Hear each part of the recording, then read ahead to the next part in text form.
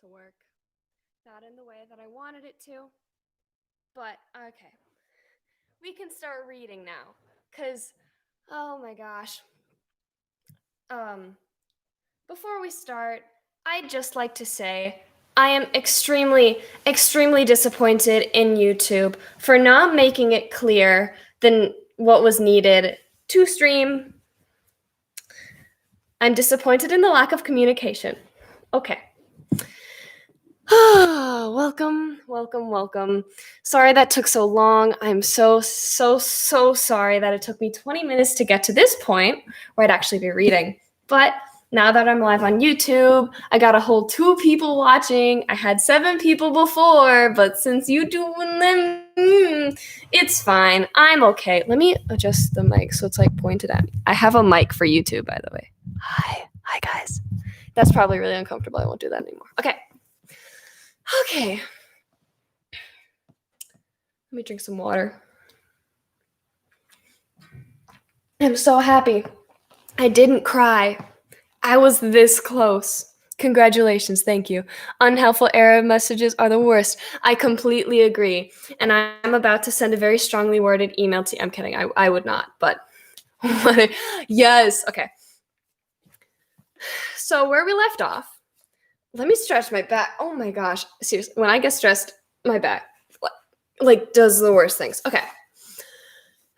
So last night, don't put water by the fire. It didn't get that warm. It was really just the cup. So where we left off in the book, I believe Wesley had just died. Spoiler alert for anyone who hasn't been here for the first few. It is now the news that Wesley is dead. And also, Prince Humperdinck is a Chad, right?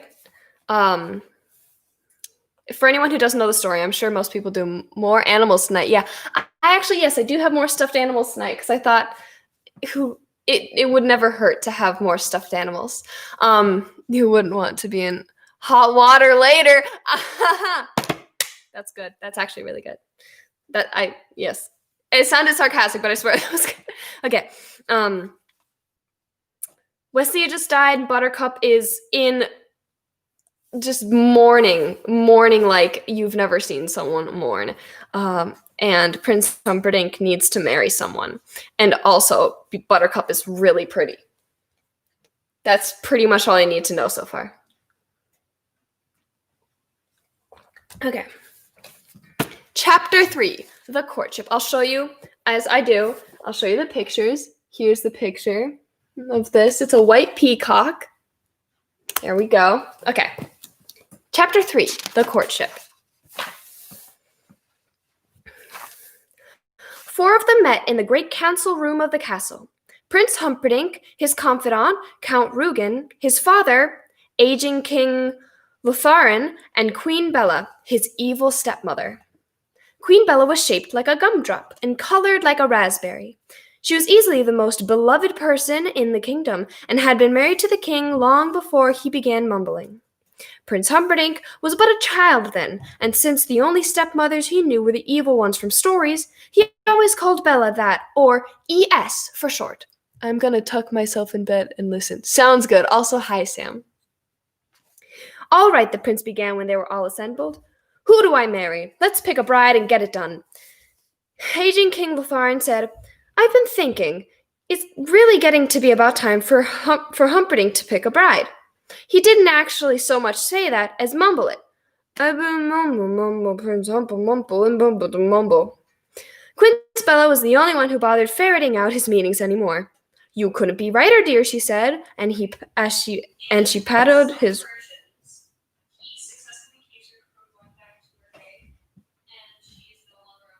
I hear myself. Sorry, Pop walked down the stairs. You could be righter, dear, she said, and she patted his royal robes. What did he say?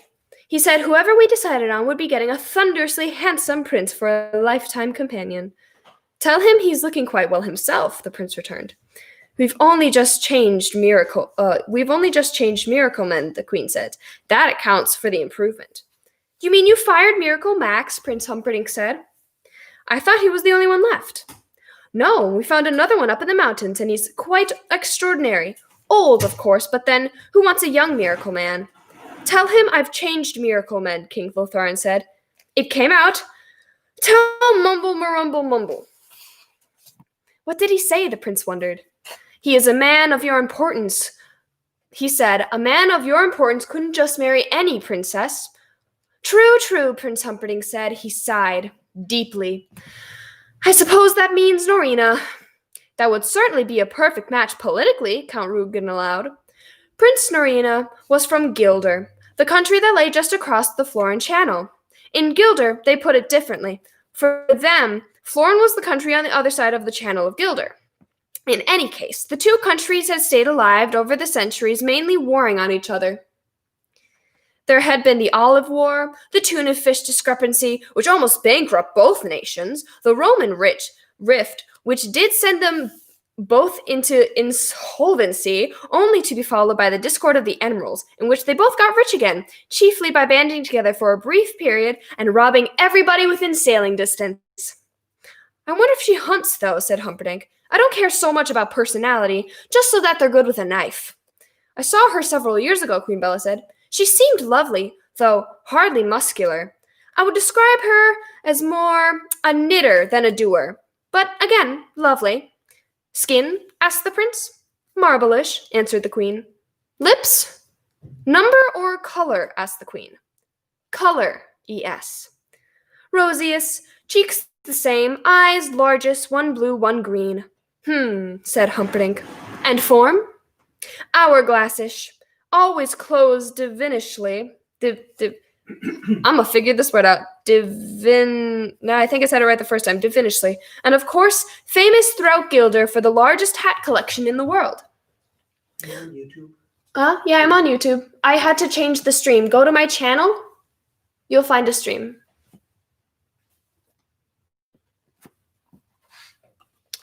Well, let's bring her over here for some state occasions and have a look at her, said the prince. Isn't there a princess in Gilder that would be about the right age, said the king. It came out. Mumble, mumble, mumble. Are you never wrong, said Queen Bella, as she smiled into the weakening eyes of her ruler. What did he say? Wondered the prince. That I should leave this very day with an invitation, replied the queen. So began the great visit of Princess Norina. Dinner was held in the great hall of Lotharin's castle. Ordinarily, they would all have been souped in the dining room, but for an event of this importance, that place was simply too small. So tables were placed end to end along the center of the great hall, an enormous drafty spot that was given to being chilly, gale force. This night was more typical than less. The winds whistled constantly, and the candles constantly needed relighting, and some of the more daringly dressed ladies shivered, but Prince Humperdinck didn't seem to mind, and in Florin, if he didn't, you didn't either. At 8:23, there seemed every chance of a lasting alliance starting between Florin and Gilder. Excuse me. At 8:24, the two nations were very, very close to war. What happened was simply this. At 8:23 in 5 seconds, the main course of the evening was ready for serving. The main course was essence of brandied pig, and he needed a lot of it to serve 500 people. So, in order to hasten the serving, a giant double door that led from the kitchen to the great hall was opened. The giant double door was on the north end of the room. The door remained open throughout what followed. The proper wine for essence of brandied pig was in the readiness behind the double door that eventually led to the wine cellar. This double door was opened at 8:23, and 10 seconds in order that the dozen wine stewards could get their kegs quickly to the eaters. Got a picture to show you guys. Okay, here's a candle. It's a bunch of candles. Okay. This double door, it might be noted, was at the south end of the room. At this point, an unusually strong crosswind was clearly evident. Prince Humperdinck did not notice because at that moment he was whispering with Prince Norina of Guilder. He was cheek to cheek with her, his head under her wide-brimmed blue-green hat, which brought out the exquisite color in both of her large-ish eyes. At 8:23 and 20 seconds, King Lotharin made his somewhat belated entrance to the dinner. He was always belated now, had been for years, and in the past, people had always been known to starve before he got there. But of late, meals just began without him, which was fine with him, since his new miracle man had taken him off meals anyway. The king entered through the king's door, a huge hinged thing that only he was allowed to use. It took several servants in excellent condition to work it. It should be reported that the king's door was always in the east side of the room, since the king was, of all people, closest to the sun. What happened then was variously described as a norther or sou'wester, depending on where you were seated in the room when it struck, but all hands agree on one thing. At 8:23 and 25 seconds, it was pretty gusty in the great hall. Most of the candles lost their flame and toppled, which was only important because a few of them fell still burning into the small kerosene cups that were placed here and there across the banquet hall so that the essence of brandied pig could be properly flamed when serving. Servants rushed in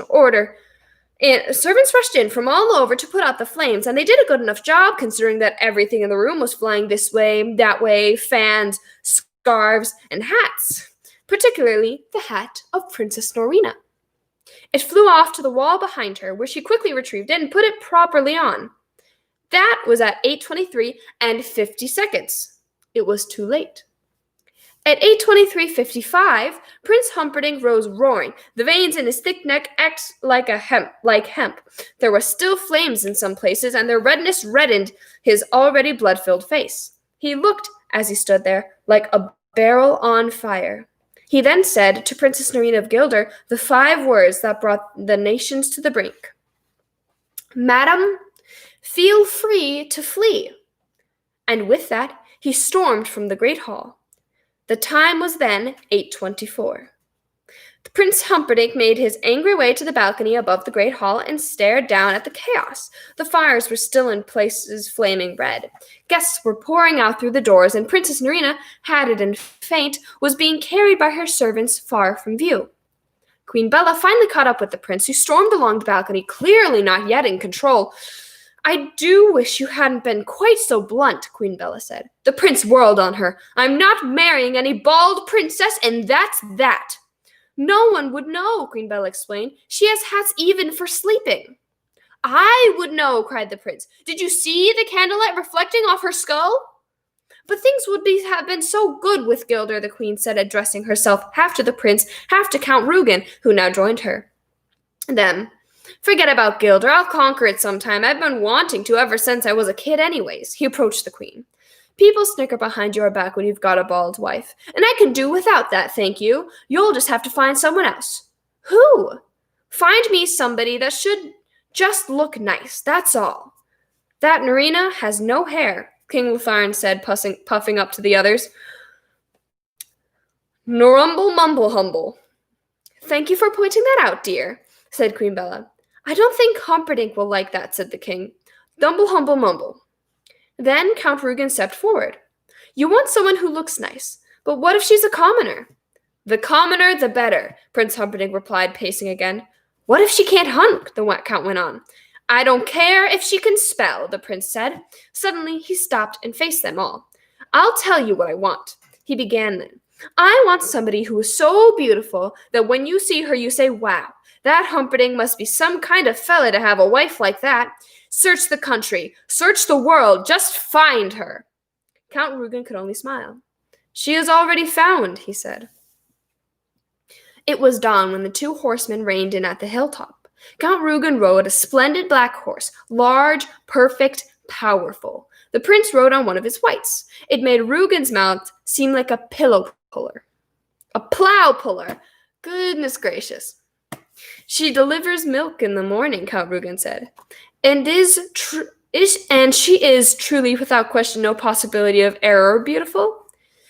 "She was something of a mess when I saw her," the count admitted, "but the potential was overwhelming."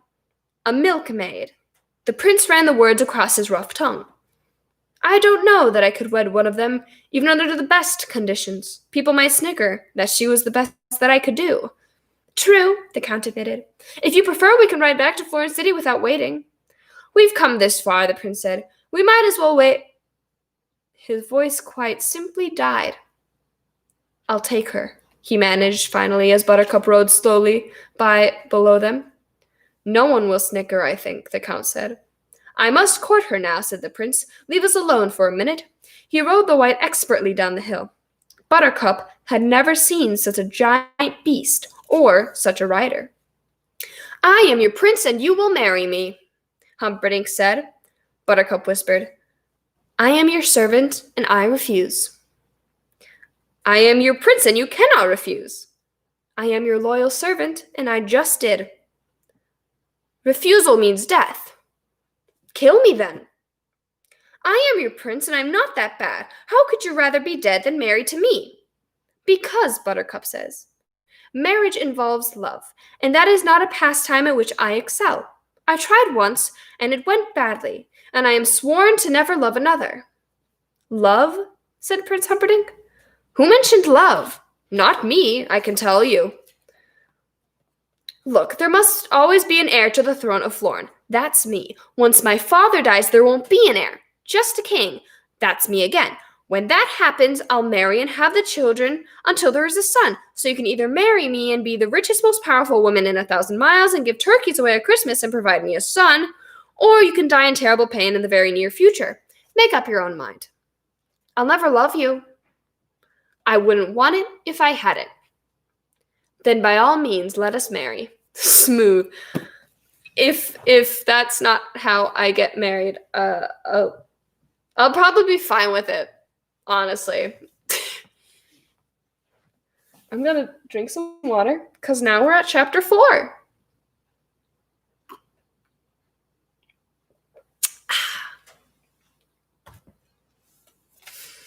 Chapter 4, the preparations. And of course, I'll show you the picture. One of these days, I gotta get like a picture book so I can sit here like, Anyways. Hi, Emma! Or, oh my gosh, wait, you're not Emma, you're Babushka. Sorry, I know a different Emma. Hi, Babushka. Hi. Whoops. Oh boy. Here's chapter 4. This is chapter 4. Okay.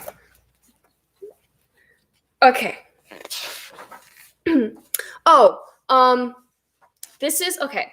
So, if any of you have never read The Princess Bride before, a large portion of the book is it's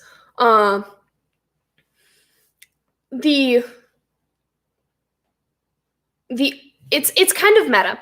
There is an author in the book who is the author of the book. So this book was written by, I think it's William Goldman, but inside the book, it's written by a different guy. And he interjects occasionally saying stuff. And for the purpose of bedtime stories, I'm not reading that because I feel like it'd be way too confusing, especially for the narrative. And chapter 4 is entirely that. And it's one page. So now we're on chapter 5. I'm back. Hi, Kai. We just finished chapter 3. Prince Humperdinck once found Buttercup, and he's like, I'm gonna marry you. And she's like, no, you're not. And then he's like, you kind of have to, or you'll die. And she's like, okay. And he's like, he's really? And she's like, I don't want to love you. And he's like, you don't have to. I don't want it. I'm not interested. Just, I need a kid, you know? It's kind of like the law. And she's like, okay, that works. And now we're on chapter 5. Okay, here's the artwork for chapter 5, which is the announcement. Here's chapter 5. Okay. The great square of Florence City was filled as never before, awaiting the introduction of Prince Humperdinck's bride-to-be, Princess Buttercup of Hammersmith. The crowd had begun forming some 40 hours earlier, but up to 24 hours before, there were still fewer than 1,000. But then, as the moment of introduction grew nearer, from across the country the people came. None had ever seen the princess, but rumors of her beauty were continual, and each was less possible than the one before. At noontime, Prince Humperdinck appeared at the balcony of his father's castle and raised his arms. The crowd, which by now was at the danger size, slowly quieted. There were stories that the king was dying, that he was already dead, that he had been dead long since, that he was fine.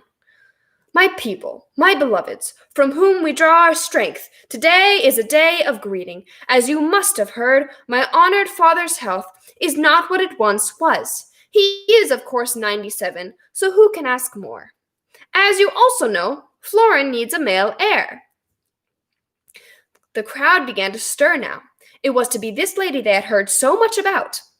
In 3 months, our country celebrates its 500th anniversary.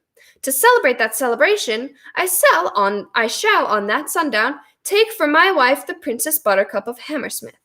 You do not know her yet, but you will meet her now. And he made a sweeping gesture, and the balcony doors swung open, and Buttercup moved out, out beside him on the balcony. I'm gonna drink some water.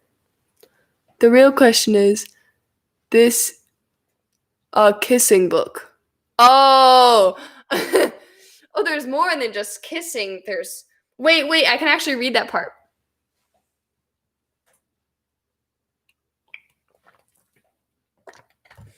It's got fighting. I know what you're referencing though, Sam. I know what you're referencing. I don't want to just reference it though, but that's good. Okay. And Buttercup moved out beside him on the balcony, and the crowd quite literally gasped. The 21-year-old princess far surpassed the 18-year-old mourner. Her figure faults were gone, the too bony elbow having fleshed out nicely. The opposite pudgy wrist could not have been trimmer. Her hair, which was once the color of autumn, was still the color of autumn, except that before she had tended it herself, whereas now she had 5 full-time hairdressers who managed things for her. This was long after hairdressers. In truth, ever since there have been women, there have been hairdressers, Adam being the first, though the King James scholars do their very best to muddy this point. Her skin was still wintry cream, but now, with 2 handmaidens assigned to each appendage and 4 to the rest of her, it actually, in certain lights, seemed to provide her with a gentle, continually moving, as she moved, glow. I'm going to show you this picture as it relates to what we're reading right now. Here she is. Introduction to the people. Here we are. Okay. Prince Humperdinck took her hand and held it high, and the crowd cheered. That's enough. Mustn't risk overexposure, the prince said, and he started back in toward the castle. They have waited, some of them, so long, Buttercup answered. I would like to walk among them. We do not walk among commoners unless it is unavoidable, the prince said. I have known more than a few commoners in my time, Buttercup told him. They will not, I think, harm me. And with that she left the balcony, reappeared a moment later on the great steps of the castle, and, quite alone, walked open-armed down into the crowd. Wherever she went, the people parted. She crossed and recrossed the great square, and always ahead of her the people swept apart to let her pass. Buttercup continued, moving slowly and smiling alone, like some land messiah. Most of the people there would never forget that day. None of them, of course, had ever been so close to perfection, and the great majority adored her instantly. There were, to be sure, some who, while admitting she was pleasing enough, were withholding judgment as to her quality as a queen. And of course there were some who were frankly jealous. Very few of them hated her. And only 3 of them were planning to murder her. Buttercup naturally knew none of this. She was smiling, and when people wanted to touch her gown, well, let them. And they wanted to brush their skin against hers, well, let them do that too. She had studied hard to do things royally, and she wanted very much to succeed, so she kept her posture erect and her smile gentle, and that her death was so close would have only made her laugh if someone had told her. But in the farthest corner of the great square, In the highest building in the land, deep in the deepest shadow, the man in black stood waiting. His boots were black and leather. His pants were black and his shirt. His mask was black, blacker than raven. But blackest of all were his flashing eyes, flashing and cruel and deadly. Buttercup was more than a little weary after her triumph. The touching of the crowds had exhausted her, so she rested a bit, and then toward mid-afternoon she changed into her riding clothes and went to fetch horse. This was one aspect of her life that had not changed in the years preceding. She still loved to ride, and every afternoon, weather permitting or not, she rode alone for several hours in the wild land beyond the castle. She did her best thinking then. Not only that her best thinking ever expanded horizons, still, she told herself, she was not a dummy either, so long as she kept her thoughts to herself. Well, where was the harm? As she rode through woods and streams and heather, her brain was a whirl. The walk through the crowds had moved her, and in a way most strange. For even though she had done nothing for 3 years now but trained to be a princess and there's a bug. Okay. Like I'm reading and there's a bug flies past me and I'm like, oh my gosh. 1 second. I got something to sit on, but I need the book to be higher, so I'm going to be using it to lift my legs now. Okay. You know what? 1 second. Give me a moment to adjust. Just a moment. Only 3 low. Okay. Okay. Wait. I'm almost done. I swear. This is not a mess. Okay. Who's ready to keep... Excuse me. Thank you. Okay.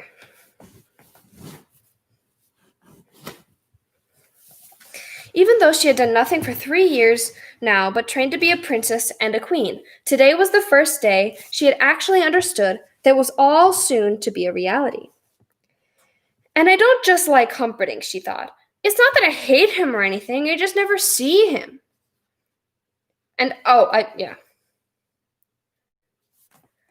I just never see him. He's always off someplace or playing in the zoo of death.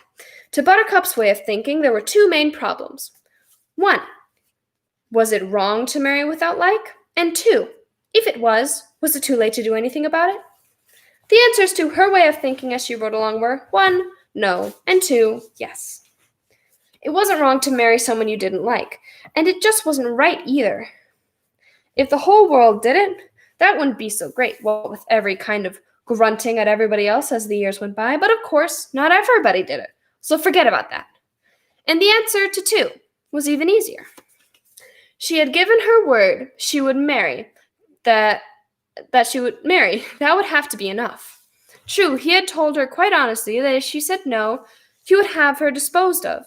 In order to keep respect for the crown at its proper level, still, she could have, had she been chosen, said no. Everyone had told her, since she became a princess in training, that she was very likely the most beautiful woman in the world. Now she was going to be the richest and the most powerful as well. Don't expect too much from life, Buttercup told herself as she rode along. Learn to be satisfied with what you have. And I'm going to get some more water, which is now directly behind me.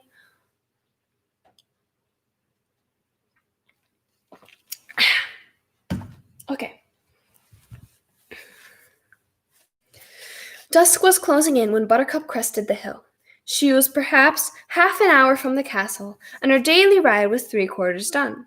Suddenly she reined horse, for standing in the dimness beyond was the strangest trio she had ever seen. The man in front was dark, Sicilian perhaps, with the gentlest face, almost angelic. He had 1 leg too short and the makings of a humpback, but he moved forward toward her with a surprising speed and nimbleness. The other 2 remained rooted. The second, also dark, probably Spanish, was as erect and slender as the blade of steel that was attached to his side. The third man, mustachioed, perhaps a Turk, was easily the biggest human being she had ever seen. A word, the Sicilian said, raising his arms. His smile was more angelic than his face. Buttercup halted. Speak. We are but poor circus performers, the Sicilian said. It is dark, and we are lost. We were told there was a village nearby that might enjoy our skills. You were misinformed, Buttercup told him. There is none. There is no one, not for many miles. Then there will be no one to hear you scream, the Sicilian said, and he jumped with frightening agility toward her face. That was all that Buttercup remembered. Perhaps she did scream, but if she did, it was more from terror than anything else, because certainly there was no pain. His hands expertly touched places on her neck, and unconsciousness came. We have a picture. Inconceivable! I do not think that word means what you think it means. Here we are. Okay. She awoke to the lapping of water. She was wrapped in a blanket, and the giant Turk was putting her in the bottom of a boat. For a moment she was about to talk, but then when they began talking, she thought it better to listen. And after she had listened for a moment, it got harder and harder to hear, because of the terrible pounding of her heart. I think you should kill her now, the Turk said. The less you think, the happier I'll be, the Sicilian answered. There was the sound of ripping cloth. What is that? The Spaniard asked. The same as I attached to her saddle, the Sicilian replied. Fabric from the uniform of an officer of Gilder. I still think, the Turk began, she must be found dead on the Gilder frontier, or we will not be paid the remainder of our fee. Is that clear enough for you? I just feel better when I know what's going on, that's all, the Turk mumbled. People are always thinking I'm so stupid because I'm big and strong, and sometimes drool a little when I get excited. The reason people think you're so stupid, the Sicilian said, is because you are so stupid. It has nothing to do with your drooling. There came the sound of a flapping of sail. Watch your heads, the Spaniard cautioned, and then the boat was moving. The people of Florin will not take her death well. I shouldn't think. She has become beloved. There will be war, the Sicilian agreed. We have been paid to start it. It's a fine line of work to be expert in. If we do this perfectly, there will be a continual demand for our services. Well, I don't like it all that much, the Spaniard said. Frankly, I wish you had refused. The offer was too high. I don't like killing a girl, the Spaniard said. God does it all the time. If it doesn't bother him, don't let it worry you. Through all this, Buttercup had not moved. The Spaniard said, Let's just tell her we're taking her away for ransom. The Turk agreed. She's so beautiful, she'd go crazy if she knew. She knows already, the Sicilian said. She's been awake for every word of this. Buttercup lay under the blanket, not moving. How could he have known that, she wondered. How can you be sure, the Spaniard said. The Sicilian senses all, the Sicilian said. Conceited, Buttercup thought. Yes, very conceited, the Sicilian said. You must be a mind reader, Buttercup thought. Are you giving up full sail, the Sicilian said. As much as is safe, the Spaniard answered from the tiller. We have an hour on them, so no risks yet. It will take her horse perhaps 27 minutes to reach the castle. A few minutes more for them to figure out what happened. And, since we left an obvious trail, they should be after us within an hour. We should reach the cliffs in 15 minutes more, and, with any luck at all, the Gilder frontier at dawn, when she dies. Her body should be quite warm when the prince reaches her mutilated form. I only wish we could stay for his grief. It should be Homeric. Why does he let me know his plans? Buttercup wondered. Why are you going back to sleep? You are going back to sleep now, my lady, the Spaniard said, and his fingers suddenly were touching her temple, her shoulder, her neck, and she was unconscious again. Hey, Alex! Buttercup did not know how long she was out, but they were still in the boat when she blinked, the blanket shielding her.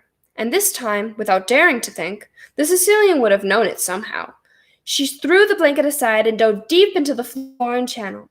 She stayed under for as long as she dared and then surfaced, starting to swim across the moonless water with every ounce of strength remaining to her. Behind her, in the darkness, there were cries. I have a picture to show you. Here we go. Instagram. Here she is in the water. YouTube, here you are. There she is. There's our girl. Go in, from the Sicilian. I only dog paddle, from the Turk. You're better than I am, from the Spaniard. Buttercup continued to leave them behind her. Her arms ached from effort, but she gave them no rest. Her legs kicked, and her heart pounded. I can hear her kicking, the Sicilian said. Veer left. Buttercup went into her breaststroke, silently swimming away. Where is she? Shrieked the Sicilian. The sharks will get her. Don't worry, cautioned the Spaniard. Oh dear, I wish you hadn't mentioned that, thought Buttercup. Princess, the Sicilian called. Do you know what happens to sharks when they smell blood in the water? They go mad. There is no controlling their wildness. They rip and shred and chew and devour, and I'm in a boat, Princess, and there isn't any blood in the water now, so we're both quite safe. But there is a knife in my hand, my lady, and if you don't come back, I'll cut my arms and I'll cut my legs, I'll catch the blood in a cup and fling it as far as I can. And sharks can smell blood in the water for miles, and you won't be beautiful for long. Buttercup hesitated, silently treading water. Around her now, although it was surely her imagination, she seemed to be hearing the swish of giant tails. Come back and come back now. There will be no other warning. Buttercup thought, if I come back, they'll kill me anyway, so what's the difference? The difference is, there he goes again, thought Buttercup. He really is a mind reader. If you come pain, I assure you, you will get no such promise from the sharks. The fish sounds in the night were closer now. Buttercup began to tremble with fear. She was terribly ashamed of herself, but there it was. She only wished she could see for a minute if there were really sharks, and if he really would cut himself. The Sicilian winced out loud. He just cut him arm, lady, the Turk called out. He's catching the blood in a cup now. There must be half an inch of blood on the bottom. The Sicilian winced again. He cut his leg this time, the Turk went on. The cup's getting full. I don't believe them, Buttercup thought. There are no sharks in the water, and there is no blood in his cup. My arm is back to throw, the Sicilian said. Call out your location or not. The choice is yours. I'm not making a peep, Buttercup decided. Farewell, from the Sicilian. There was a splashing sound of liquid landing on liquid. There came a pause. Then the sharks went mad.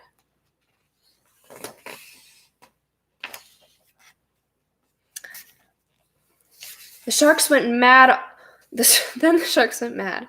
All around her, Buttercup could hear them beeping and screaming and thrashing their mighty tails. Nothing can save me, Buttercup realized. I'm a dead cookie. Fortunately for all concerned, save the sharks, it was around this time that the moon came out.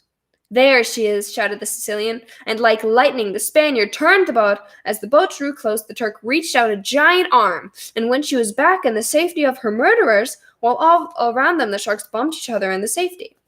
Keep her warm, the Spaniard said from the tiller, tossing his cloak to the Turk. Don't catch cold, the Turk said, wrapping Buttercup in the cloak's folds. It doesn't seem to matter all that much, she answered, seeing you're killing me at dawn. He'll do the actual work, the Turk said, indicating the Sicilian, who was wrapping cloths around his cuts. We'll just hold you. Hold your stupid tongue, the Sicilian commanded. The Turk immediately hushed. I don't think he's so stupid, the Buttercup said, and I don't think you're so smart either, with your throwing blood in the water. That's not what I would call grade A thinking. It worked, didn't it? You're back, aren't you? The Sicilian crossed towards her. Once women are sufficiently frightened, they scream. But I didn't scream. The moon came out, answered Buttercup somewhat triumphantly. The Sicilian struck her. Enough of that, the Turk said then. The tiny humpback looked dead at the giant. Do you want to fight me? I don't think you do. No, sir, the Turk mumbled. No, but don't use force, please. Force is mine. Strike me if you feel the need. I won't care. The Sicilian returned to the other side of the boat. She would have screamed, he said. She was about to cry out. My plan was ideal, as all my plans are ideal. It was the moon's ill timing that robbed me of perfection. He scowled unforgivingly at the yellow wedge above them. Then he stared ahead. There, the Sicilian pointed, the cliffs of insanity. And there they were, rising straight and sheer from the water, 1,000 feet into the night. I need water or I'm not going to be able to do this for much longer. I need to put this water in a better place. You know what? I'm going to do that. I'm going to put the water here. Cheers. Hydrate before you dihydrate. We were at the cliffs of insanity. 1,000 feet into the night. They provided the most direct route between Florin and Gilder, but no one ever used them, sailing instead the long way, many miles around. Not that the cliffs were impossible to scale. 2 men were known to have climbed them in the last century alone. Sail straight for the steepest part, the Sicilian commanded. The Spaniard said, I was. Buttercup did not understand. Going up the cliffs could hardly be done, she thought, and no one had ever mentioned secret passages through them. Yet here they were, sailing closer and closer into the mighty rocks, now surely less than a quarter mile away. For the first time, the Sicilian allowed himself to smile. All is well. I was afraid your little jaunt in the water was going to cost me too much time. I'd allowed an hour of safety. There must still be 50 minutes of it left. We are miles ahead of anybody, and safe. No one could be following us yet? The Spaniard asked. No one, the Sicilian assured him. It would be inconceivable. That one for you, Sam. Absolutely inconceivable? Absolutely, totally, and in all other ways inconceivable, the Sicilian reassured him. Why do you ask? No reason, the Spaniard replied. It's only that I just happened to look back and something's there. They all whirled. Something was indeed there. Less than a mile behind them across in the moonlight was another sailing boat. Small, painted what looked like black, with a giant sail that billowed black in the night, and a single man at the tiller, a man in black. The Spaniard looked at the Sicilian. It must be some local fisherman out for a pleasure cruise alone at night through shark-infested waters.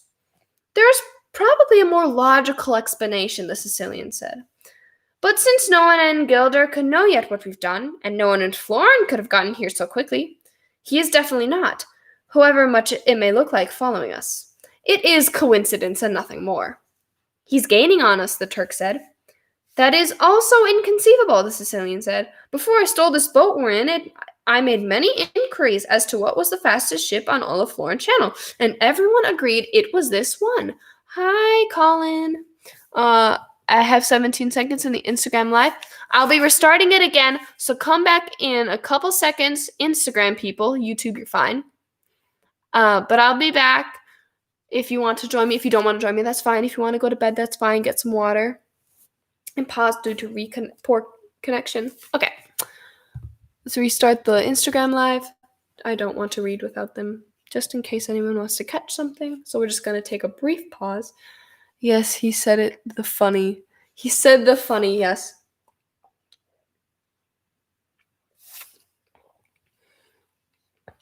Hey, Neha. Okay, let's just check.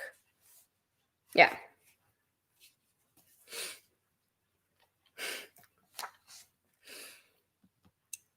Hey, Babushka.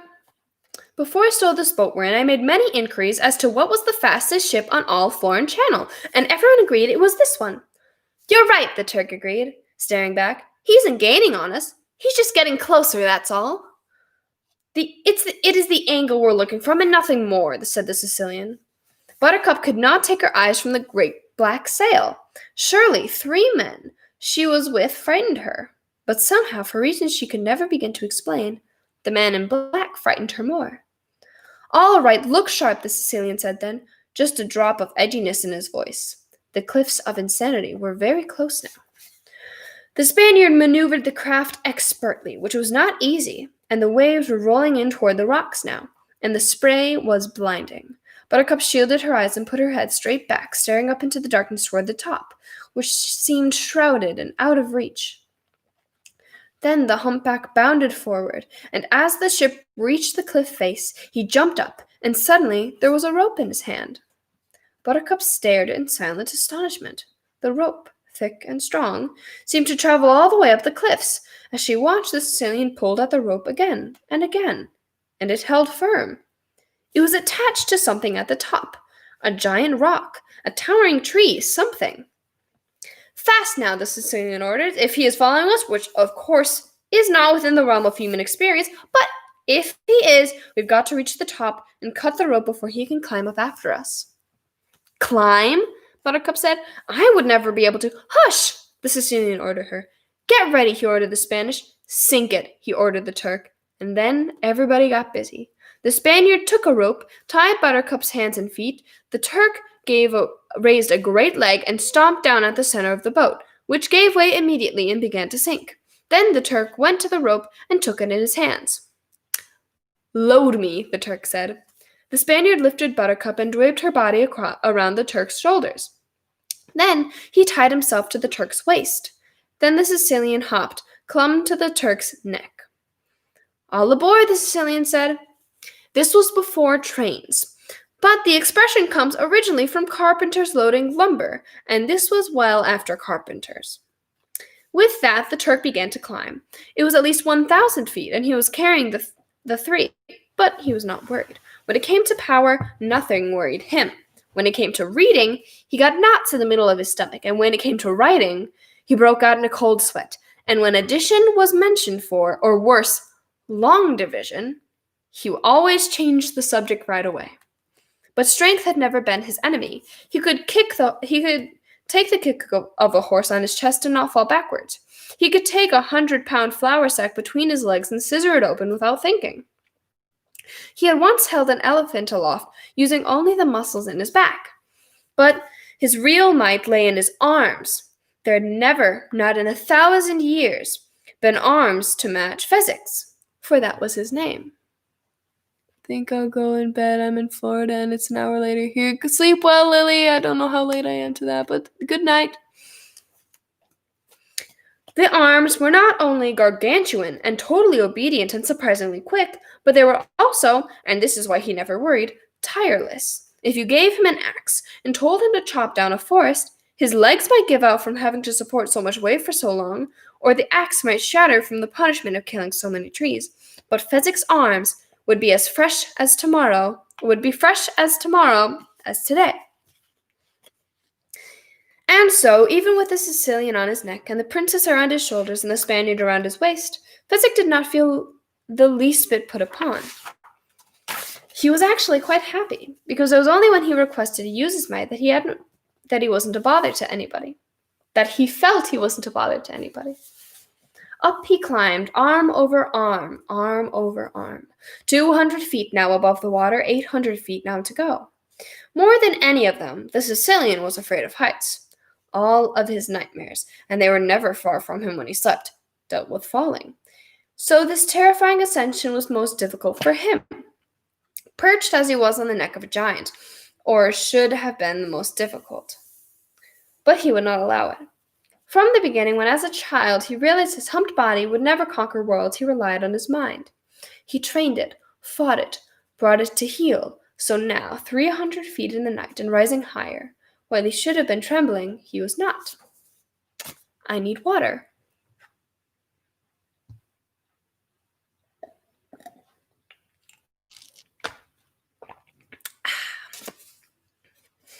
Instead, he was thinking of the man in black.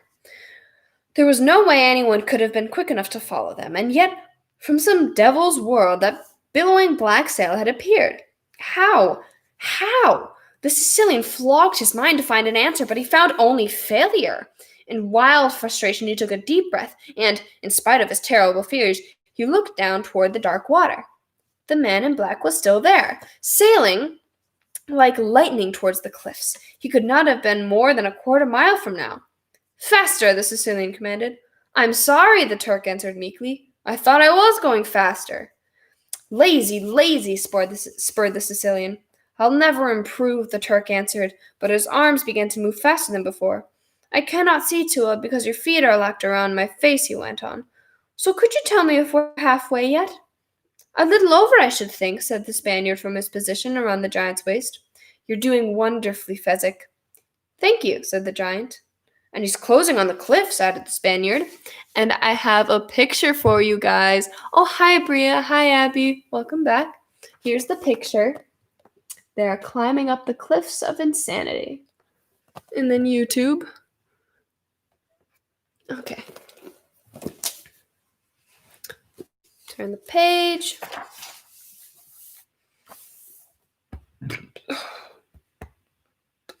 It's the water that's making me burp. No one had to ask who he was. 600 feet now, the arms continued to pull over and over. 620 feet. 650. Now faster than ever. 700. He's left his boat behind, the Spaniard said. He's jumped onto our rope. He's starting up after us. I can feel him, Fezzik said, his body weight on the rope. He'll never catch up, the Sicilian cried. Inconceivable! You keep using that word, the Spaniard snapped. I don't think it means what you think it does. How fast is he at climbing, Fezzik said. I'm frightened, was the Spaniard's reply. The Sicilian gathered his courage again and looked down. The man in black seemed almost to be flying. Already had cut their lead 100 feet, perhaps more. I thought you were supposed to be so strong, the Sicilian shouted. I thought you were this great mighty thing, and yet he gains. I'm carrying 3 people, Fezzik explained. He is only himself, and excuses are the refuge of cowards, the Sicilian interrupted. He looked down again. The man in black had gained another 100 feet. He looked up now. The cliff tops were beginning to come into view, perhaps 150 feet more, and they were safe. Tied hand and foot, sick with fear, Buttercup wasn't sure what she wanted to happen, except this much she knew. She didn't want to go through anything like it had again. Fly, Fezzik, the Sicilian screamed. 100 feet to go. Fezzik flew. He cleared his mind of everything but ropes and arms and fingers, and his arms pulled, and his fingers gripped, and the rope held taut, and he's over halfway, the Spaniard said. Halfway to doom is where he is, the Sicilian said. We're 50 feet from safety, and once we're there and I untie the rope, he allowed himself to laugh. 40 feet. Fezzik pulled. 20. 10. It was over. Fezzik had done it. They had reached the top of the cliffs, and first the Sicilian jumped off, and then the Turk removed the princess, and as the Spaniard untied himself, he looked back over the cliffs. Picture. The man in black was no more than 300 feet away. It seems a shame, the Turk said, looking down alongside the Spaniard. Such a climber deserves better than... He stopped talking then. The Sicilian had untied the rope from its knots around an oak. The rope seemed almost alive. The greatest of all water serpents heading at last for home. It whipped across the cliff tops, spiraled into the moonlit channel. The Sicilian was roaring now, and he kept at it until the Spaniard said he did it. Did what? The humpback said, curring to the cliff edge. Release the rope in time, the Spaniard said. See? He pointed down. The man in black was hanging in space, clinging to the sheer rock face, 700 feet above the water. The Sicilian watched, fascinated. You know, he said, since I've made a study of death and dying and am a great expert, it might interest you to know that he will be dead long before he hits the water. The fall will do it, not the crash. The man in black dangled helpless in space, clinging to the cliffs with both hands. Oh, how rude we're being, the Sicilian said, then turning to Buttercup. I'm sure you'd like to watch. He went to her and brought her, still tied hand and foot, so that she could watch the final pathetic struggle of the man in black 300 feet below. Buttercup closed her eyes, turned away. Shouldn't we be going? The Spaniard asked. I thought you were telling us how important time was. It is, the Sicilian nodded. But I can't miss a death like this. I could stage one of these every week and sell tickets. I could get out of the assassination business entirely. Look at him. Do you think his life is passing before his eyes? That's what the books say. He has very strong arms, Fezzik commented. To hold on so long. He can't hold on much longer, the Sicilian said. He has to fall soon. It was at that moment that the man in black began to climb.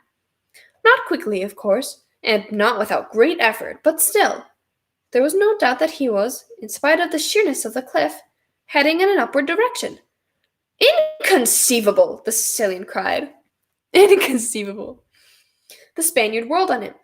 Stop saying that word. It was inconceivable that anybody could follow us, but when we looked behind, there was the man in black. It was inconceivable that anybody could sail as fast as we could sail, yet he gained on us. Now this too is inconceivable. Look, look! The Spaniard pointed down through the night. See how he rises. The man in black was indeed rising. Somehow, in almost miraculous way, his fingers were finding holds in the crevices, and he was now perhaps 15 feet closer to the top, farther from death. The Sicilian advanced on the Spaniard now, his wild eyes glittering at the insubordination. I have the keenest mind that has ever been turned to unlawful pursuits, he began. So when I tell you something, it is not guesswork. It is fact. And the fact is that the man in black is not following us. A more logical explanation would be that he is simply an ordinary sailor who dabbles in mountain climbing as a hobby, who happens to have the same general final destination as we do. That certainly satisfies me, and I hope it satisfies you. In any case, we cannot take the risk of him seeing us with the princess, and therefore one of you must kill him. Shall I do it? The Turk wondered. The Sicilian shook his head. No, Fezzik, he said finally. I need your strength to carry the girl. Pick her up now and let's hurry along. He turned to the Spaniard. We'll be heading directly for the frontier of Gilder. Catch up as quickly as you can once he's dead. The Spaniard nodded. He what? The Spaniard nodded. The Sicilian hobbled away. The Turk hoisted the princess, began to follow the humpback, just before he lost sight of the Spaniard and turned and hollered. Catch up quickly. Don't I always? The Spaniard waved. Farewell, Fezzik. Farewell, Inigo, the Turk replied, and then he was gone, and the Spaniard was alone, and Nina needs water.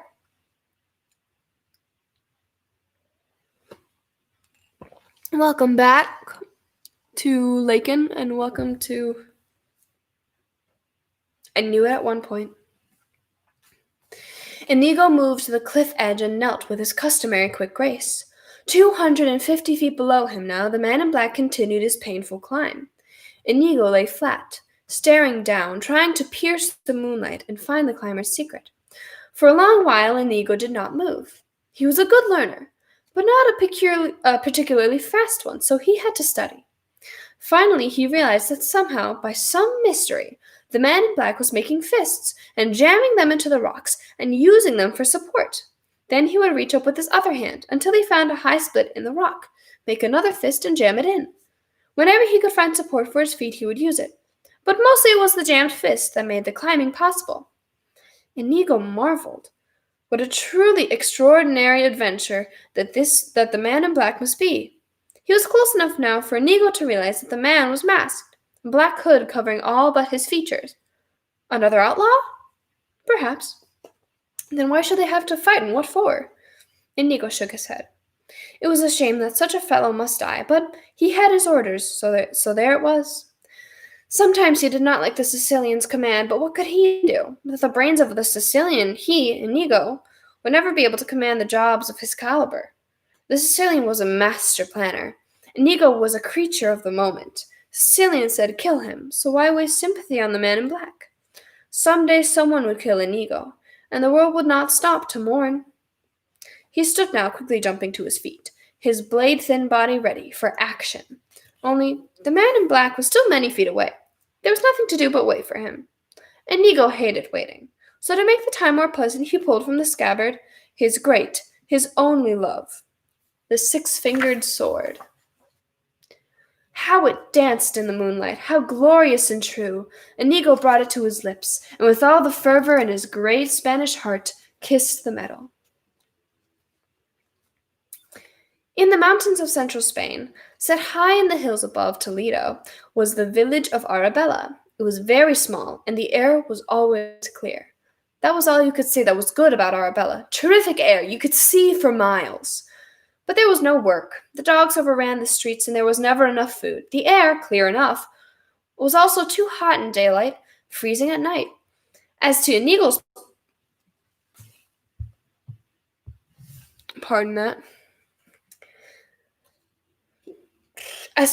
personal life, he was always just a trifle hungry. He had no brothers or sisters, and his mother had died in childbirth. He was fantastically happy.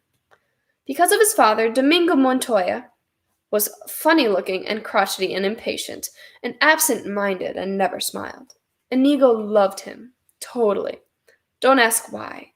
There wasn't really any reason could put your finger on. Oh, probably Domingo loved him back, but love is many things, none of them logical.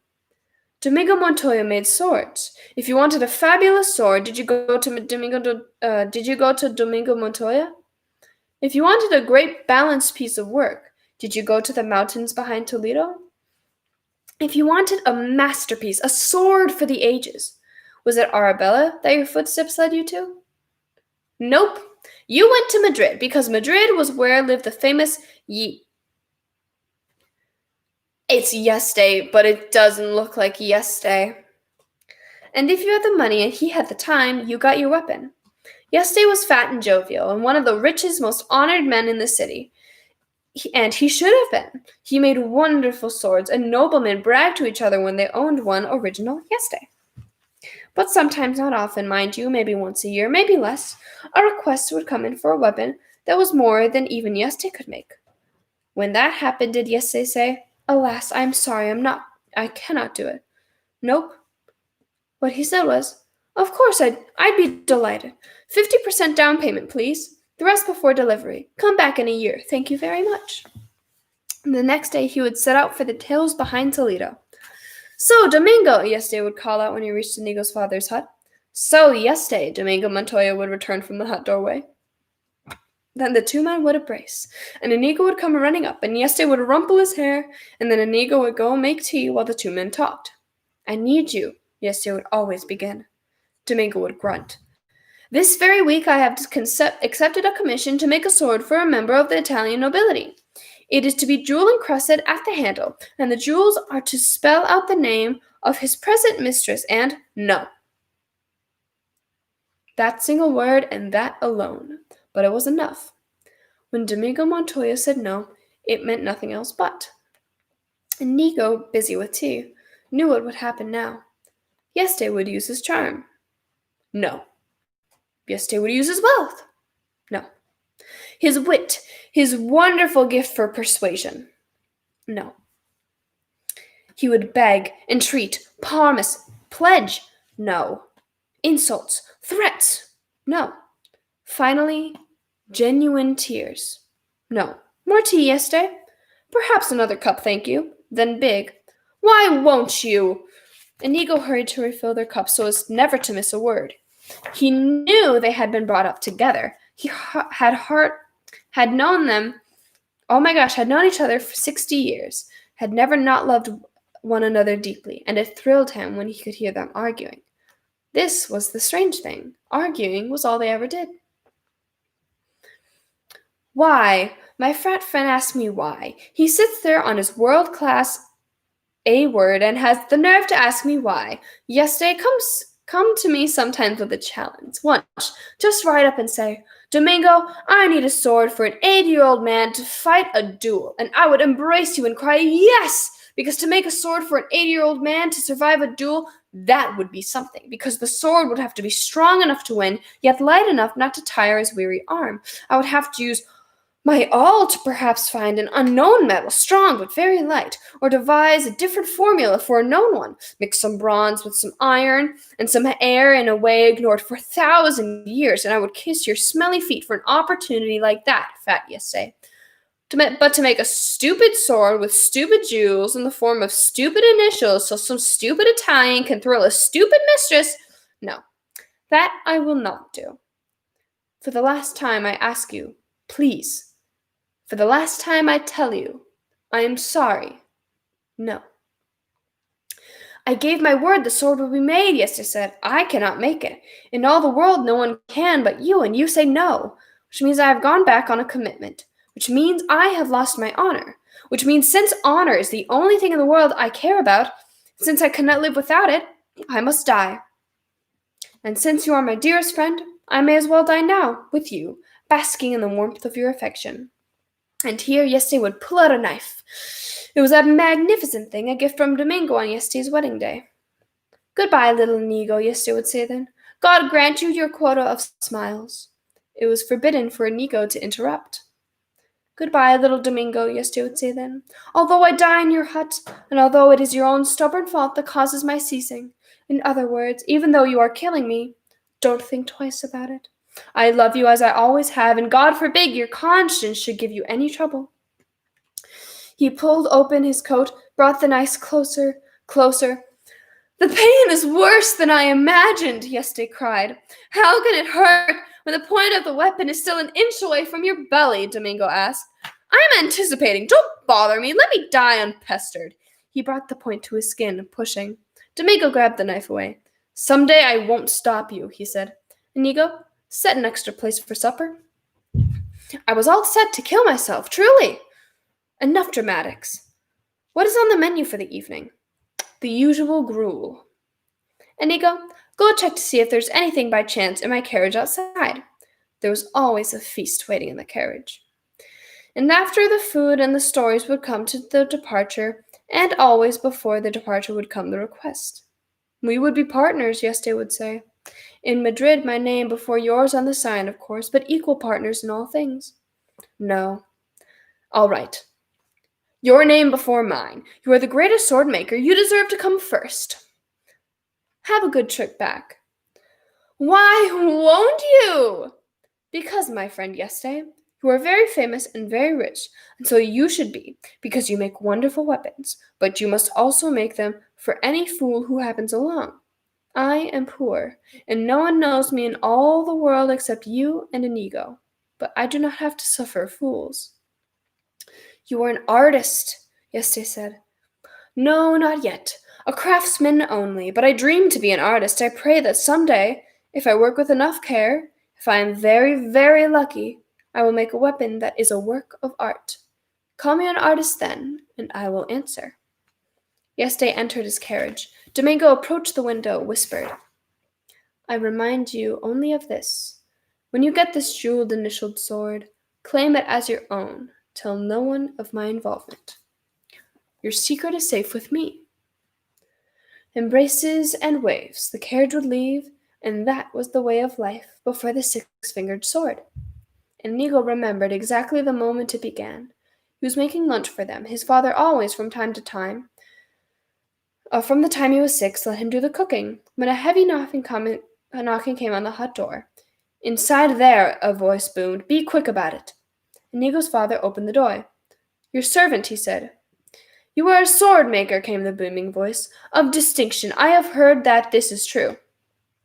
If only it were, Domingo replied, but I have no great skills. Mostly I do repair work. Perhaps if you have a dagger blade that was dulling, I might be able to please you, but anything more is beyond me. Inigo crept up behind his father and peeked out. The booming voice belonged to a powerful man with dark hair and broad shoulders, who sat upon an elegant brown horse. A nobleman, clearly, but Inigo could not tell the country. I desire to have made for me the greatest sword since Excalibur. I hope your wishes are granted, Domingo said. And now, if you please, our lunch is almost ready, and I do not give you permission to move. You stay exactly right where you are, or risk my wrath, which I must tell you in advance is considerable, and my temper is murderous. Now, what were you saying about your lunch? I was saying that it will be hours before it is ready. I have nothing to do and would not dream of budging. There are rumors, the nobleman said, that deep in the hills behind Toledo lives a genius, the greatest sword maker in all the world. He visits here sometimes, but that must be your mistake. But his name is Yesterday, and he lives in Madrid. I will pay 500 pieces of gold for my desire, says the big-shouldered nobleman. Oh, picture of the six-fingered sword. Here it is. You can kind of see it. Here you go, YouTube. Okay, and we continue.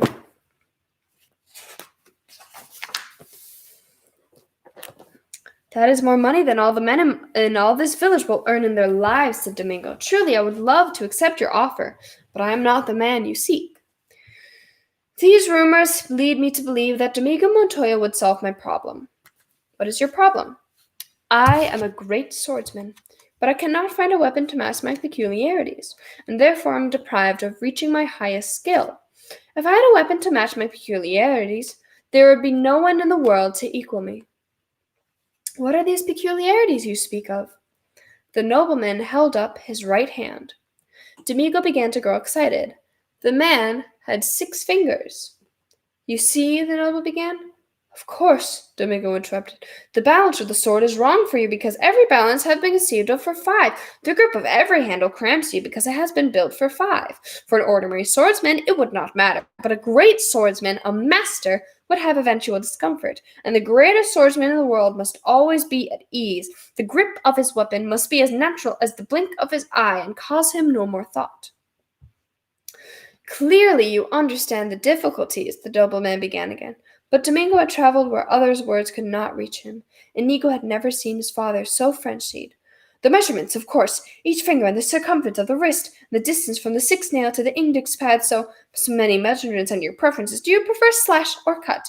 If you slash, you prefer the right to left movement, or perhaps the parallel. When you cut, you enjoy an upward thrust, and how much power do you wish to come from the shoulder? How much from the wrist? And do you wish your point coated so as to enter more easily?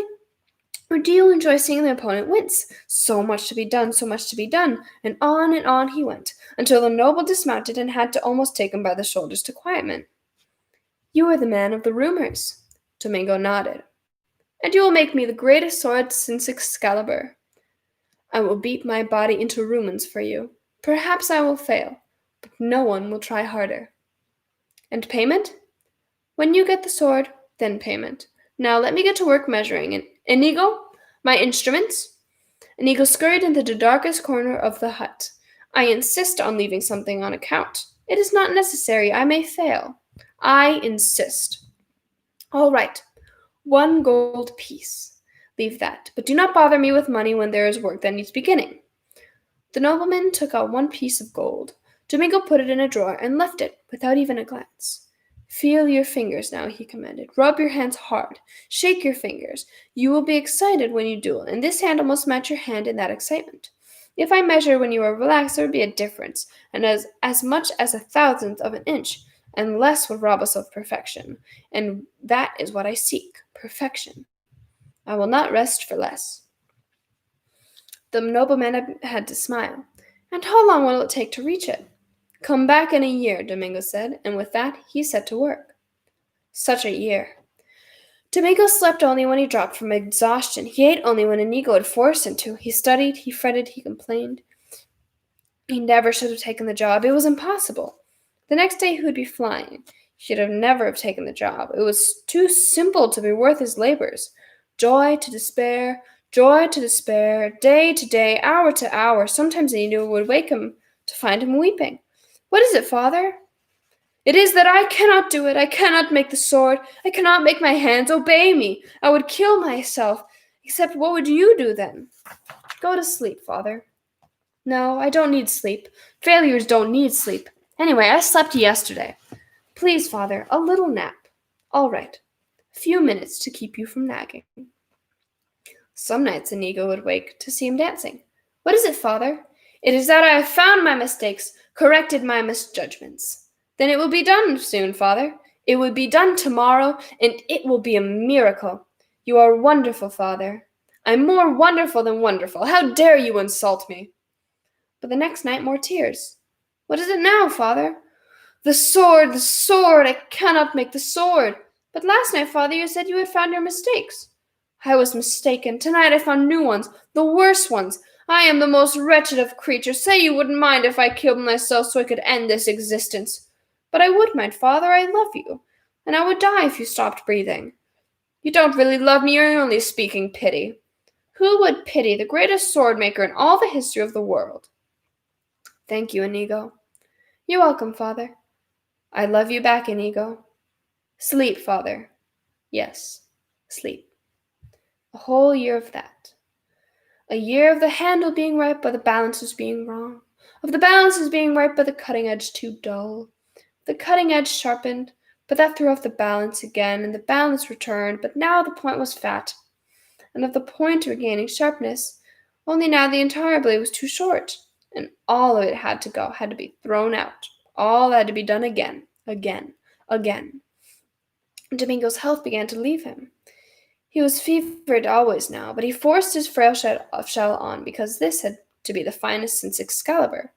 Domingo was battling legend, and it was destroying him. Such a year. One night Inigo woke to find his father seated, staring, calm. Inigo followed the stare. Nina needs water. I need that fireplace in my life. Hey! Yeah, it's really warm, I gotta say. My back is sweating. But it's a nice fireplace.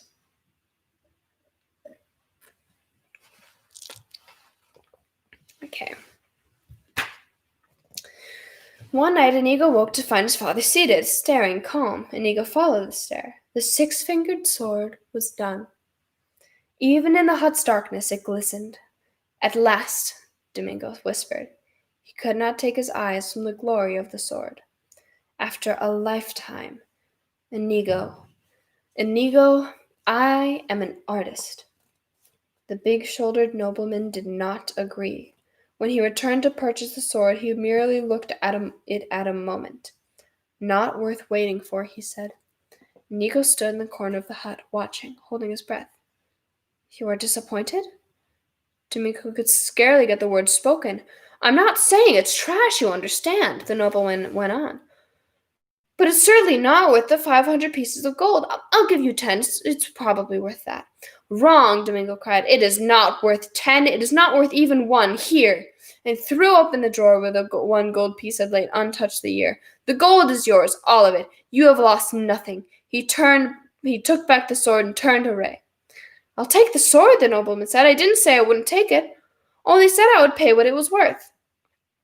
Domingo whirled back, eyes bright. You quibbled, you haggled. Art was involved, and you saw only money.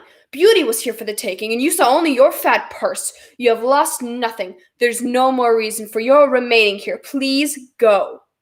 The sword, the nobleman said. The sword belongs to my son, the Domingo said. I give it to him now. It is forever his. Goodbye. You're a peasant and a fool, and I want my sword. You're an enemy of art, and I pity your ignorance, Domingo said. They were the last words he ever uttered. The nobleman killed him then, with no warning. A flash of the nobleman's sword. Domingo's heart was torn to pieces. Inigo screamed. He could not believe it. It had not happened. He screamed again. His father was fine. Soon they would have tea. He could not stop screaming. The village heard. 20 men were at the door. The nobleman pushed his way through them. That man attacked me, see? He holds a sword. He attacked me, and I defended myself. Now move from my way. It was lies, of course, and everyone knew it. But he was a noble, so what was there to do? They parted, and the nobleman mounted his horse. Coward! The nobleman whirled. Pig! Again the crowd parted. Inigo stood there, holding the 6-fingered sword, repeating his words. Coward, pig, killer. Someone tend the babe before he oversteps himself, the nobleman said to the crowd. Inigo ran forward then, standing in front of the nobleman's horse, blocking the nobleman's path.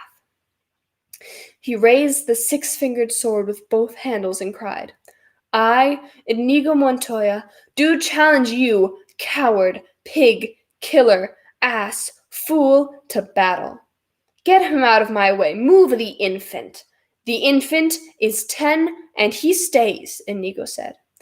Enough of your family is dead for one day. Be content, said the noble. When you beg me for death, then I shall be content. Now dismount. The nobleman dismounted. Draw your sword. The nobleman unsheathed his killing weapon. I dedicate your death to my father, Inigo said. Begin. And they began. It was no match, of course. Inigo was disarmed in less than a minute. But for the first 15 seconds or so, the nobleman was uneasy. During those 15 seconds, strange thoughts crossed his mind. For even at the age of 10, Inigo's genius was there. I'm going to show you a picture. Here he is, a little Inigo Montoya, in the shadow of the big bad man.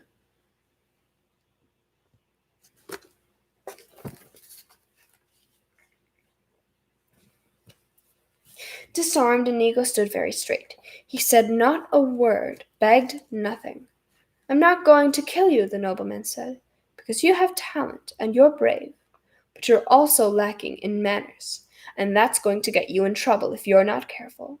So I shall help you as you go through life by leaving you with a reminder that bad manners are to be avoided." And with that his blade flashed 2 times, and Inigo's face began to bleed.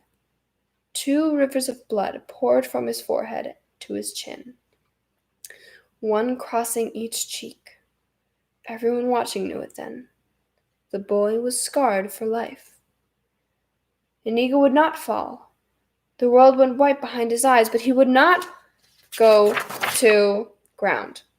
The blood continued to pour. The nobleman replaced his sword, remounted, and rode on. It was only then that Inigo allowed the darkness to claim him. He awoke to Yeste's face. "I was beaten," Inigo whispered. "I failed him." Yeste could only say, "Sleep." Inigo slept. The bleeding stopped after a day, and the pain stopped after a week. They buried Domingo, and for the first and last time, Inigo left Arabella. His face bandaged, he rode in Yeste's carriage to Madrid, where he lived in Yeste's house, obeyed Yeste's commands. After a month, the bandages were removed, but the scars were still deep red. Eventually, they softened some, but they always remained the chief feature of Inigo's face. The giant parallel scars running one on each side from temple to chin. For 2 years, Yeste cared for him. Then, one morning, Inigo was gone. In his place were 3 words: "I must learn," on a note pinned to his pillow. Learn? Learn what? What existed beyond Madrid that the child had to commit to memory? Yeste shrugged and sighed. It was beyond him. There was no understanding children any more. Everything was changing too fast, and the young were different. Beyond him. Life was beyond him. The world was beyond him. You name it, it was beyond him. He was a fat man who made swords, that much he knew.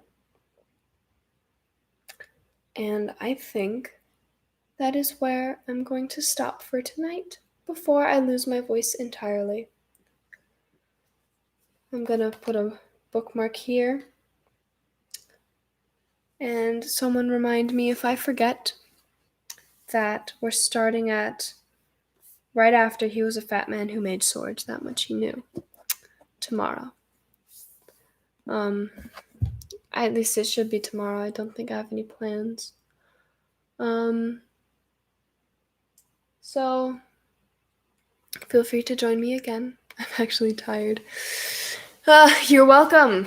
Thank you everyone for joining my stream, for the people who joined on Instagram, for the people who joined on YouTube. I'm always happy to read, and I enjoy seeing your comments as I'm reading. And I enjoy the feeling like this. Good night, everyone. Sleep well. Make sure to drink plenty of water. Don't neglect the water. Eat healthy tomorrow. Always have good night's sleep. I hope everyone enjoys the rest of their night. I hope everyone flossed. I will be seeing you all tomorrow. So thank you for joining me. I hope you all have a good time. By tomorrow, the rest of my voice should be back, just for me to get rid of it again. Goodbye, Instagram. Sleep well.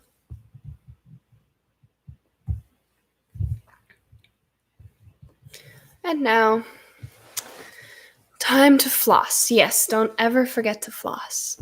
I hope you all sleep well. Have a good night, YouTube.